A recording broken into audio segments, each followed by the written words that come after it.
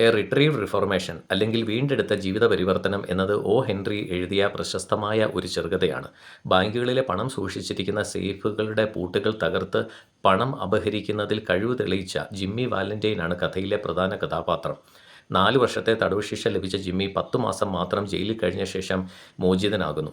Jail മോചിതനായ ശേഷം പഴയ സുഹൃത്തായ മൈക്ക് ഡോളനെ സന്ദർശിച്ച് താൻ താമസിച്ചിരുന്ന വീടിൻ്റെ രഹസ്യ അറയിൽ നിന്നും സേഫുകൾ കുത്തിപ്പൊളിക്കുവാൻ വേണ്ടി താൻ പ്രത്യേകം നിർമ്മിച്ച ഉപകരണങ്ങൾ പുറത്തെടുക്കുന്നു. ജിമ്മിയുടെ ഉപകരണങ്ങൾ വളരെ വിലയേറിയതും പ്രത്യേകം നിർമ്മിച്ചതുമായിരുന്നു.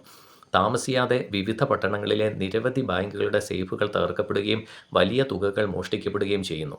ഡിറ്റക്റ്റീവായ ബെൻ പ്രൈസ് ഈ മോഷണങ്ങൾക്ക് പിന്നിൽ ജിമ്മിയാണെന്ന് മനസ്സിലാക്കുന്നു. ജിമ്മിയെ പിടികൂടി വീണ്ടും ജയിലിലടയ്ക്കാൻ ബെൻ തീരുമാനിക്കുന്നു. പിന്നീട് ജിമ്മി എൽമോർ എന്ന ചെറിയ പട്ടണത്തിലേക്ക് പോകുന്നു. അവിടെ ഒരു ബാങ്കറുടെ മകളായ ആനബെൽ ആഡംസിനെ കാണുകയും അവളുമായി പ്രണയത്തിലാകുകയും ചെയ്യുന്നു. അവൻ തൻ്റെ പേര് റാൽഫ് ഡി സ്പെൻസർ എന്നാക്കി മാറ്റുകയും എൽമോറിൽ ഒരു ചെരുപ്പുകട തുടങ്ങുകയും ചെയ്യുന്നു. അവൻ്റെ ബിസിനസ് വിജയിക്കുകയും പട്ടണത്തിലെ ആളുകൾക്ക് അവൻ പ്രിയങ്കരനാകുകയും ചെയ്യുന്നു. ആനബെലും അവനെ ജീവന് തുല്യം സ്നേഹിക്കുകയും അവർ വിവാഹം കഴിക്കാൻ തീരുമാനിക്കുകയും ചെയ്യുന്നു. ജിമ്മി മനസ്സുകൊണ്ട് പൂർണ്ണമായും മാറുകയും കുറ്റകൃത്യങ്ങളുടെ വഴി എന്നേക്കുമായി ഉപേക്ഷിക്കുവാൻ നിശ്ചയിക്കുകയും ചെയ്തു. അതേസമയം ജിമ്മിയെ അറസ്റ്റ് ചെയ്യുവാൻ വേണ്ടി ബെൻ പ്രൈസ് എൽമോറിലെത്തുന്നു. ഒരു ദിവസം ജിമ്മി ആനബെലിനും അവളുടെ കുടുംബത്തിനുമൊപ്പം ആനബെലിൻ്റെ അച്ഛൻ്റെ ഉടമസ്ഥതയിലുള്ള ബാങ്കിലേക്ക് പോകുന്നു. സമയക്രമീകരണത്താൽ ഒരു പ്രത്യേക ക്ലോക്ക് ഉപയോഗിച്ച് പ്രവർത്തിക്കുന്ന അത്യാധുനികവും ശക്തവുമായ ഒരു പുതിയ സേഫ് അവിടെ സ്ഥാപിച്ചിട്ടുണ്ടായിരുന്നു. കുടുംബാംഗങ്ങൾ എല്ലാവരും സേഫ് കൗതുകത്തോടെ കണ്ടുകൊണ്ടിരിക്കെ ആനബെലിൻ്റെ സഹോദരി പുത്രിയായ അഗാഥ അബദ്ധത്തിൽ അതിനുള്ളിൽ കുടുങ്ങി വാതിലടഞ്ഞു. ഭയവും വായുവിൻ്റെ അഭാവവും കാരണം കുട്ടി മരിച്ചേക്കുമെന്ന് കരുതി എല്ലാവരും ഭയന്നു പോകുന്നു.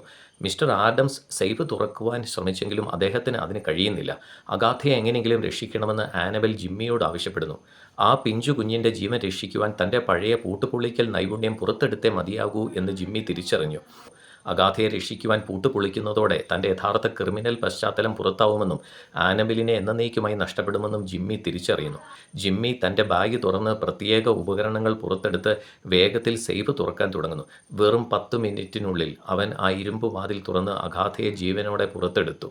തുടർന്ന് ജിമ്മി ബാങ്കിൻ്റെ പുറത്തേക്കുള്ള വാതിലിലേക്ക് നടക്കുകയും അവിടെ തനിക്കായി കാത്തുനിന്ന ബെൻ പ്രൈസിനെ കാണുകയും ചെയ്തു.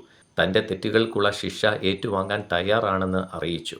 എന്നാൽ ജിമ്മി മനസ്സുകൊണ്ട് പൂർണ്ണമായി മാറിപ്പോയെന്ന് മനസ്സിലാക്കിയ ബെൻ പ്രൈസ് അവനെ തിരിച്ചറിയാത്തതുപോലെ നടിക്കുകയും അവിടെ നിന്ന് സ്വതന്ത്രനായി പോകാൻ അനുവദിക്കുകയും ചെയ്തു.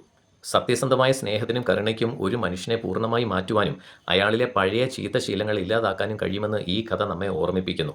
അതോടൊപ്പം നല്ലൊരു മനുഷ്യനായി ജീവിക്കുവാൻ എല്ലാവരും രണ്ടാമതൊരവസരം അർഹിക്കുന്നുണ്ടെന്നും ഇത് നമ്മെ പഠിപ്പിക്കുന്നു.